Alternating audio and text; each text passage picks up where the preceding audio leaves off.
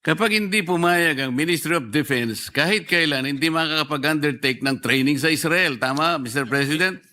Misleading ho kasi itong certification. Misleading po talaga. Oo. Kaya ang sabi ko nga po, kung ipipilit ng NTC Commissioner, baka pwede nating isiro na lang ang budget nila. Oo. Well, Mr. President, ang sabi po ng NTC Commissioner, doon po sa Israel, lecture ang nangyari, hindi po training. No, lecture. Eh kung ganyan po ang palagi pong sasabihin nila, ay hindi po kayo talaga nagsasabi ng totoo. May kahalo na pong dishonesty ito. Can we require, Mr. President, the NTC Commissioner to produce a certification from the government of Israel na sila talagang nag-undertake ng training, hindi yung P6 na yun na kasama lang po nila yun eh. Nag-sightseeing sila sa Israel. Yun po yung tunay na nangyari at can be proven by the facts na hawak ko po ngayon. Nakagagalit naman na parang gusto nyo pang pasinungalingan lahat ito.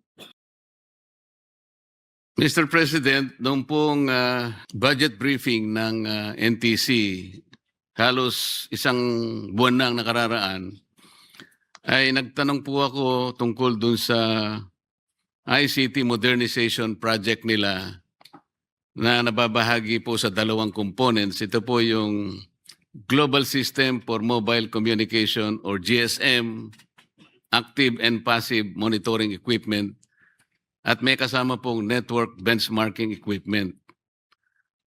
Ito pong dalawang components na ito ay nagkakahalaga ng halos 1 bilyong piso, Mr. President. At ang project na ito ay na-approve po ng 2021-2022 o halos 3 at 4 na taon na po ang nakararaan. Tinatanong ko po noon, bakit po yung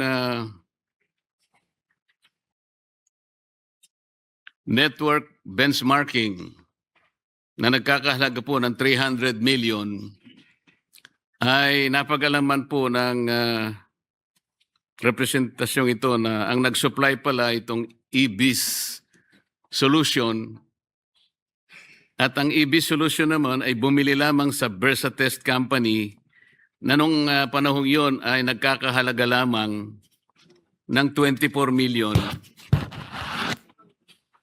May kasama na pong test drive vehicle yon. Para lamang po masiguro ko na tama na ganun halaga nga ang pagkakabili nung panahon na yon,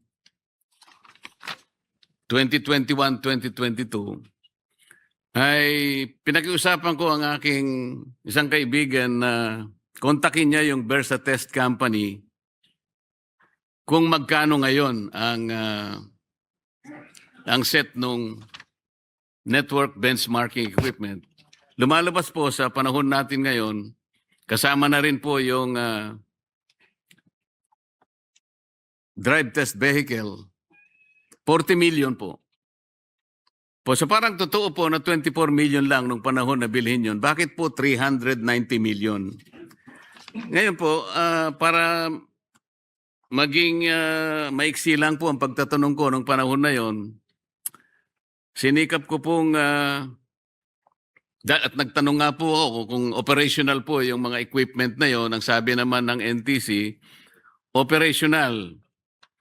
Nung tinangka ko pong itanong sa kanya para purbahan natin kung operational, ang sabi nila ay hindi po namin pwedeng matest ngayon because of the problem of power supply. Hindi ko po maintindihan yung mga ganong pangangatwiran, Mr. President. Yung power supply po kasi nabibili yung kahit saan at kahit kailan. Ito po ay binigyan ko po ng konting din, Mr. President, dahil sa kahalagahan po nitong mga equipment na ito, sa akin pong pagkakaalam, dahil ako po ay nagtanong, ano bang gamit nitong dalawang components na to? GSM Active and Passive Monitoring Equipment at Network Benchmarking. Nagagamit po pala ito sa maraming bagay. Napaka-importante palang gamit ito. It can be used to combat terrorism. At nagagamit din po sa mga calamities. Yung pagbaha, yung mga paglindol na yan, halimbawa may mga natabunan mga kababayan o kaya may nalunod sa baha, nagagamit po pala itong mga ito eh. Sana kung talagang operational po ito, Mr. President, ang dami pong nangyari na sakuna. Sa Mindanao po, nauna yung lindol, pagkatapos pumunta sa Cebu ang lindol, pagkatapos binaha pa. Kung totoong operational po ito at nakagagamit talaga, nakakatulong po. At portable naman po ang mga gamit na ito, Mr. President. Bakit hindi po nagamit ito? Kung operational sila, bakit hindi po natin mapatunayan na operational sila? 3 sets po kasi ito, Mr. President. Ang isa po ay inassign sa NICA, meron po isa sa PSG, at yung isa ay nananatili sa NTC. Ito po yung mga gamit nila, Mr. President. Restoring communication, connecting the disconnected. During a typhoon or flood, cell towers often collapse, power fails, and fiber lines get cut, meaning people can call for help. By deploying portable GSM base station on vehicles, drones, or backpacks, victims' phones can reconnect to the network even if only for text or calls. They can send SOS messages, location pins, or voice calls. Example po, Mr. President, a stranded family on a rooftop can use their phone to send an emergency message once a drone carrying temporary GSM signal hovers above. That single reconnection can trigger rescue operation immediately. Yung mga drones naman po for search and rescue operations, the drones are equipped not only with cameras but also with thermal sensors to detect body heat at night or through debris. Loudspeakers to communicate safety instructions, mini GSM, repeaters to extend mobile signal coverage. I can go on and on, Mr. President. Pero bakit wala man lang tayong nabalitaan na nagamit ang napaka-importanting mga equipment na to save lives? Ngayon po kung ang dami ko pong gustong itanong, I can even test the NTC sa bawat sagot po niya sa mga tong na ito kung talagang operational o hindi itong mga bagay na to. Kasi po, if you are unable to competently answer all these questions, baka I might ask the good sponsor to defer momentarily consideration of your budget. Bakit po hindi kayo nagbigay ng report? Ito naman po ay pinangako ninyo. Ipinangako nila, Mr. President. October 22 po yun eh. So mahigit pong 1 buwan. Para sana hindi na humaba ang pagtatanong na ito. Bakit naman po ayaw niyong magbigay ng report sa kabila ng lahat na kayo po nangako naman na magbibigay po kayo ng report para ma-address po natin itong problema na ito? Kasi po, Mr. President, kaya pala, base lamang po sa mga datos, Mr. President, kaya pala hindi talaga maging operational. Nagkulang po sa training eh. Isa po sa requirement dito, meron pong training sa Israel. Ang problema, nakita ko po sa communication ng NTC, pinalabas po nila, doon sa sagot nila sa Commission on Audit, nakapag-training yung mga ilang tao na kanilang nilista sa Israel. Pero sa datos po na nakuha ko, Mr. President, ito po ay mga text messages na nakuha ko. Hindi po nangyari ang training sa Israel sapagkat hindi pumayag ang Ministry of Defense ng Israel. Tama po ba yun, Mr. President?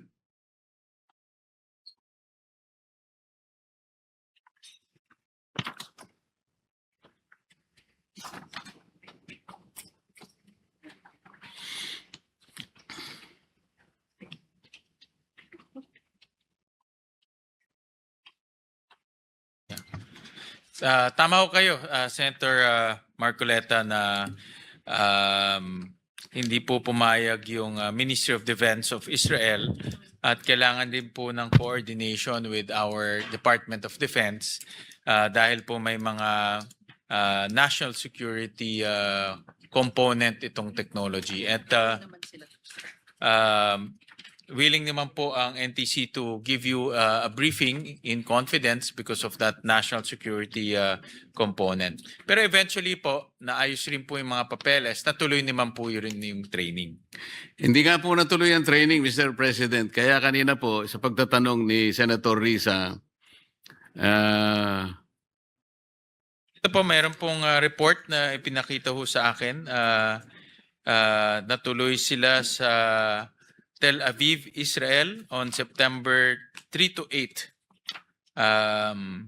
So meron pong meron po silang natuloy naman po after the clearances na kailangan lang ho nila. anong date po, Mr. President? September 3 to 8, 2023.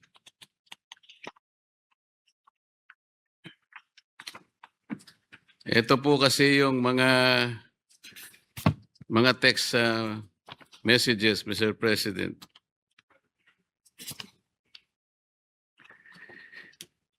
How are you? September 7, 2023. The delegation left this morning.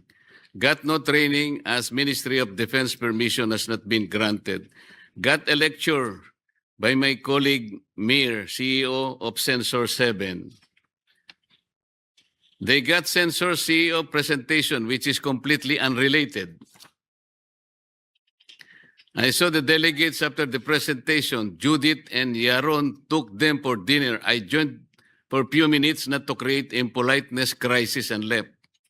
Nat was not bitter at the end. He accepted that Ministry of Defense did not allow training. In short, notice and to non-end user trainees. Hello, no doubt they got no training on P6 systems while in Israel. We had no mod clearance. Wish you Happy New Year. Hindi po natuloy. Yan pong sinasabi nila, Mr. President, kagaya rin po ng kanina misgivings ng ating Senator Risa. It borders on dishonesty. Siguro po kung nag-submit kayo ng report para na-trace out natin ito, hindi na sana humaba po at humantong dito ang pag-uusap natin. Bakit po ninyo sasabihin na natuloy sa Singapore? Naipapakita po natin na pumunta ang mga tao sa Singapore pero nag-sightseeing sila. Hindi po sila nag-training. Yun po yung kanilang sinasabi, Mr. President. So, Senator Marcoleta, ito binabasa ko po yung authority to travel to Israel of September 2 to 7 and ito po yung kanilang objective training on technology update for the project of ICT modernization program, upgrading of quality of service system and network benchmarking platform of the National Telecommunications Commission conducted by eBizolution Incorporated on September 2 to 7, 2023. So, but the commissioner promised to send you an official report and she can also go see you to brief you para po. And also kung kayo po ay interesado, pwede rin nila ipakita yung kanilang equipment, Mr. President. So na tumatakbo na siya, all systems go. So sinasabi po ba ng NTC Commissioner, Mr. President, totoong nangyari ang training sa Singapore po, one day nangyari po yon. Pero ang sinasabi natin yung sa Israel, nakalagay sa communication, talaga pong pumunta nga sila sa Israel, pero wala pong training. Iba po ang nangyari doon. Yan po ang tunay na pangyayari. Dito po merong mga isang dosenang tao po ang pumunta. May picture rin po ng kanilang mga activities. So dito po sa report, nag-training ho sila, but they can provide you with a more extensive report po. Tapos andito rin po yung mga attendees. Yun nga po, ang gusto ko lang malaman ngayon, Mr. President, kung NTC Commissioner, ipipilit niya na talagang may nangyaring training sa Israel. Meron pong communication na pupunta sila talaga ron. Nagpunta nga sila, ngunit hindi po training ang napunta. Dahil wala nga pong training, dahil hindi pumayag ang Ministry of Defense ng Israel. Benchmark Platform 3.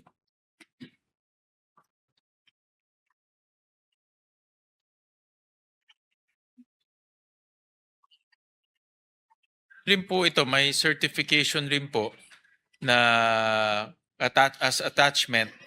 Nakasulat po dito, Engineer Jeffrey Alvaro for successfully completing the System 2 Quality of Services System and Networking Benchmarking Platform Training. So nandito rin po sa certificate of na ibinigay. Mr. President, kahit na po 1,000,000 certification ang ibigay sa atin, ang pinag-uusapan dyan, Deep Six po yan eh. Ang sinasabi ko po, pwede po bang sabihin ng NTC Commissioner na talagang may nangyaring training sa Israel? O nagpunta sila doon, nag-sightseeing lang, Mr. President?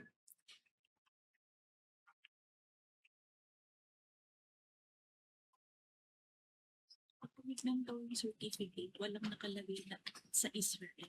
Hindi po yung siya.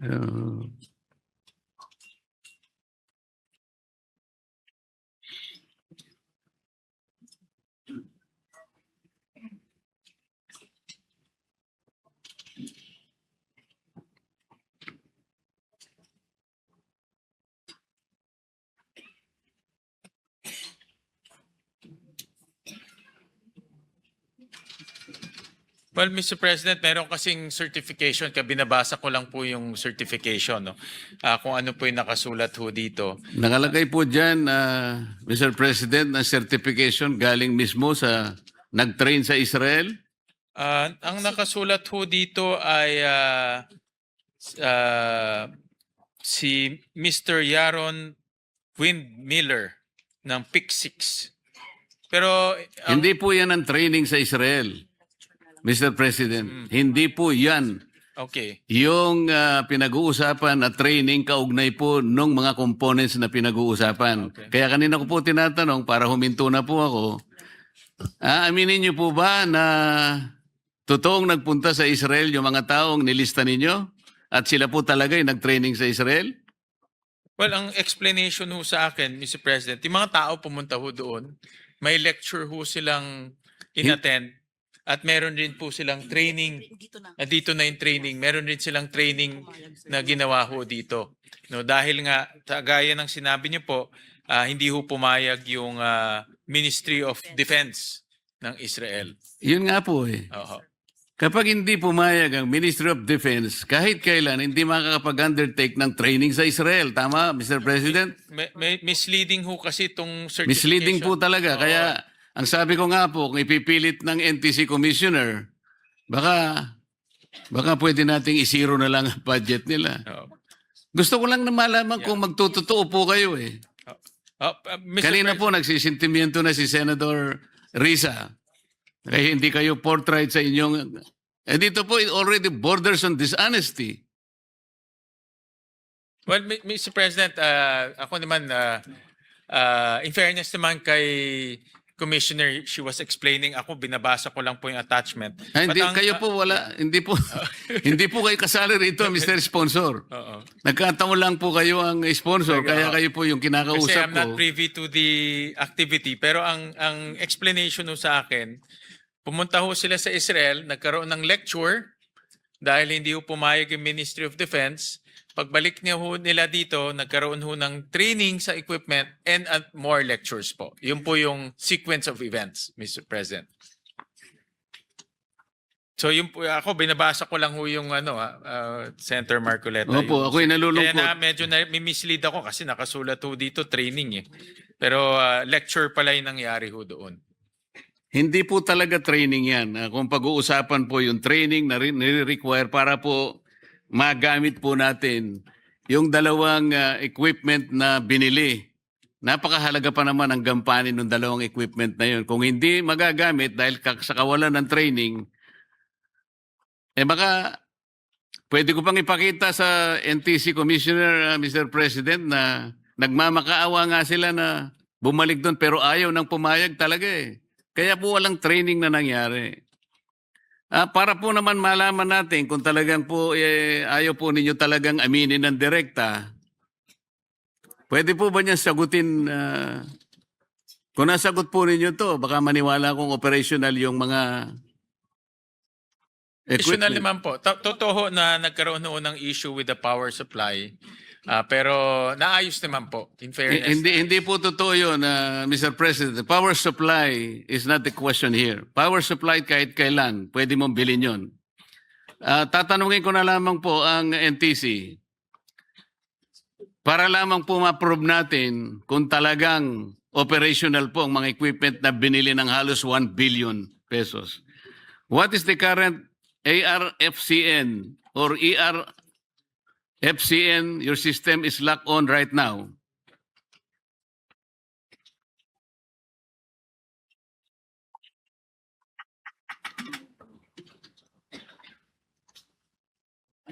Check lang po ng technical experts. ho Yes, natin. Mr. President. Very technical. ho. So, anong Ano po yung frequency ulit, Senator Marcoleta? Ano po yung current ARFCN or ERFCN ng sistema na nakalain sa ngayon?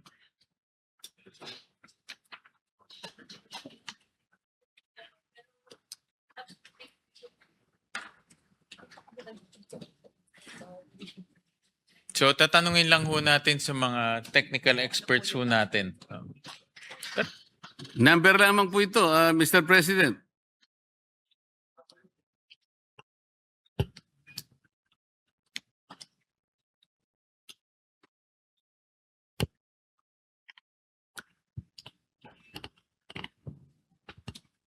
Habang hinahanap po, Mr. President, ito yung susunod na tanong. Is your system showing sync archive or sync achieve or no sync at this moment?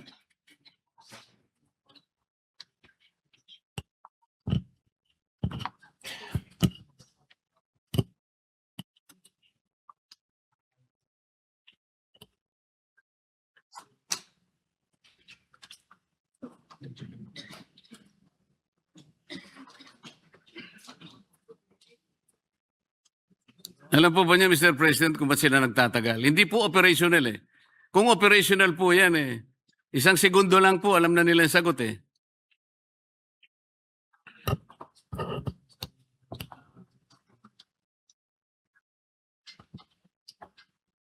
Well, unfortunately, Mr. President, ang explanation ho sa akin, hindi ho siya real time.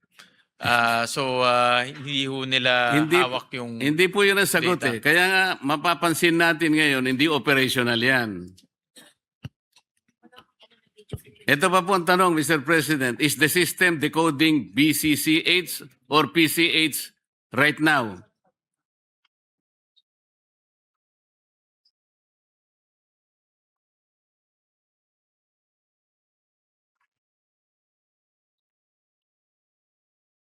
if one Unfortunately, Senator Marcoleta, yung tao o yung team na may kaugnayan dito sa equipment, no? Wala ho dito. Hindi ho siya... Yun na lamang po ang sasabihin nilang sagot, Mr. President. Pero sa totoo lang, yan, sir. Ito po, ewan ko kung masasagot ko yung mga tanong nyo. Under ARFCN it's 839, 8, ewan ko kung tama ho to, nang, 39, or ano, bola ho to sa loto, di ko alam. Pero ARFCN 839 Tapos may 24, may 837, may 839, 28. Tumama ba ho ako? Mali po lahat, Mr. President. Hindi ako tumama. Wala pong tama. Sinasabi ko po, lahat po ng tinanong ko sa inyo, na pag hindi, tatlo pa lang ito eh. If I continue, lahat po nito hindi nyo masasagot. Ang ibig sabihin yan, hindi po operational. Sayang po eh. Ang sinasabi ko po, this is almost 1 billion pesos. Mahal nga. Nakatulong na sana anti-terrorism, lalo na po yung paghanap ng mga kababayan nating nalunod sa baha o yung nabaon sa mga... Ang dami pong gamit nito eh. Kung operational po yan, yung unang tanong ko pa lang, 1 segundo, 2 segundo, tapos na tayo, Mr. President. The fact is, hindi sila operational. So I will not belabor this. Hindi po kayo nagbigay ng report. Hindi ko po alam kung bakit. Isang buwan po yun. Naghihintay po ako. Ang binigay po ay submission ng DICT. Ito po. Para i-cover lang kayo ng DICT, Mr. President. Response to requested documents and clarification during the Senate Committee on blah, blah, blah. Mr. President, ito po indikasyon lang ng kawalan po eh. Sabi niya, operational status of the 950 million pesos, no specific details. Cost and supplies, supplier details, the submission lacks an itemized financial breakdown. Training and knowledge transfer, no documentation on required training. Verification of functionality, no data. Ano po ba? Well, Mr. President, the commissioner is here and bukas na bukas po magbibigay ho sila ng detailed report including yung doon sa mga katanungan niyo po kanina doon sa ARFCN. Kung hindi ho nila bibigay, we won't approve their budget po by lalo na NTC, marami itong kasalanan eh. Dahil yung SIM card registration, palpak pa ho yung implementation. Kaya ako ho, kung hindi ho magbibigay ng report ho sa inyo, ako na ho mismo magde-defer ho ng budget nila sa this week po. Sige po, kahit na medyo nakakayamot na po ang pangyayari, Mr. President, dahil kayo naman po sila po ang nagkulang, tatanggapin ko yung report sa 2 condition po, Mr. President. Aminin po ng NTC Commissioner na wala pong nangyaring training sa Israel patungkol dito sa paggamit ng 2 equipment ng modernization ng ICT, ng NTC. Isa po yun. Pangalawa, aaminin po nila na sa ngayon hindi po operational ang mga equipment na to. Well, Mr. President, ang sabi po ng NTC Commissioner, doon po sa Israel, lecture ang nangyari, hindi po training. No, lecture. Kung ganyan po ang palagi pong sasabihin nila, ay hindi po kayo talaga nagsasabi ng totoo. May kahalo na pong dishonesty ito.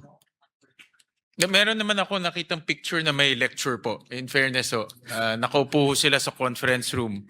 Andito po, we can submit to you the report. Doon po sa question number 2, whether it's operational, tama ho kayo, matagal hong hindi siya operational, pero ngayon operational na ho. Yan po ang report ho sa So amin. biglang naging operational ngayon? Kailan ba na? Can we require, Mr. President, the NTC Commissioner to produce a certification from the government of Israel na sila talagang nag-undertake ng training, hindi yung P6 na yun na kasama lang po nila yun eh. Nag-sightseeing sila sa Israel. Yun po yung tunay na nangyari at can be proven by the facts na hawak ko po ngayon para hindi lang tayo humaba. Hindi, well, to clarify ho, just to be accurate doon po sa inyong katanungan, hindi ho sila nag-training. Yun po ang sagot. Hindi pala kayo nag-training. Kaya hanggang ngayon, hindi nyo magamit. Hindi po magagamit ito without proper training from Israel. Sila lang po ang makakagawa nun. Kahit ano pong pagbabaluktot ang gawin ninyo, talagang hindi nyo mapapakinabangan ito. Sayang na sayang po. Halos 1 billion pesos. At kailangan pong magamit ito, lalo na po sa mga sakunang nangyari itong mga huling araw na ito. Kaya po nakagagalit naman na parang gusto nyo pang pasinungalingan lahat ito. Hindi ko po alam kung anong report ang ibibigay nyo sa akin. Well, Senator Marcoleta, they'll provide you kung yung update po dito sa equipment na ito, a chronology of events kung ano po nangyari. At I agree with you, tinitignan ko yung capability nitong equipment ay marami hong magagawang tulong ho sa atin, lalong-lalo na yung pag-evaluate po ng quality and data service ng mga telcos ho natin. So they'll give you po a report, much extensive report before the weekends. Or tomorrow, actually, i-report nila tomorrow. Yes, Mr. President, at pagkakuha ko po ng report ay Open rin ho sila sa demonstration. I will confer with you, Mr. Sponsor, para makita nyo po yung sinasabi nila at saka yung sinasabi natin at kayo na pong magpasya kung ano pong gagawin nyo sa budget ng NTC. Correct. At pwede open din ho sila mag-demo kung mamarapati niyo po. Mas maganda po yun. Kailangan patunayan po nila. Bukas po, dito. Oh, so bukas po, pwede ba dalhin dito yun? Pwede ho nilang dalhin po yung equipment at Makakapag-demo kayo bukas? Yes, Apo. sasama. anong oras ho kayo pwede? 10 o'clock. Hindi, ano yung ide-demo nyo po? Yung equipment po, demo nila tomorrow. Bukas ho. Kanino po equipment galing? Yung sa NICA o yung PSG? Baka mamaya hiniram ninyo. Yung sinasabi ko yung sa inyo. Sa kanila po mismo, yung gamit ho nila. Anong oras po? Mga 10 o'clock? Oh, I want to know the extent of the demonstration, Mr. President. Marami po ito, ha? Lahat ho yun, dadalhin ho nila rin yung technical. Pwede nyo masabi, halimbawa, magbibigay ako ng 10 cellphone numbers. Alam nyo kung nasaan? Kasi kung hindi po, walang capability na gawin nyo bukas yun, it's a waste of time, Mr. President. Yung mga ide-demo ho nila, ang request ho nila ay magpag-usapan ho through an executive session kasi mayroon ho talagang capability na ganun na hindi ho naman pwedeng sabihin sa publiko, no, dahil ginagamit rin to for national security purposes. But they're open ho to i-demo ho sa inyo yung capability nitong equipment. Hindi po sa akin, sa ating mamamayan nyo i-demo dahil sila po ang nakita nangangailangan dyan. Salamat po, Mr. President. Thank you, Senator Salamat po Marcos. sa Bukas ho, we pasensya see ninyo. you at 10 o'clock. Si Commissioner po ang pupunta ho dito at makikipag-coordinate po sa inyong tanggapan.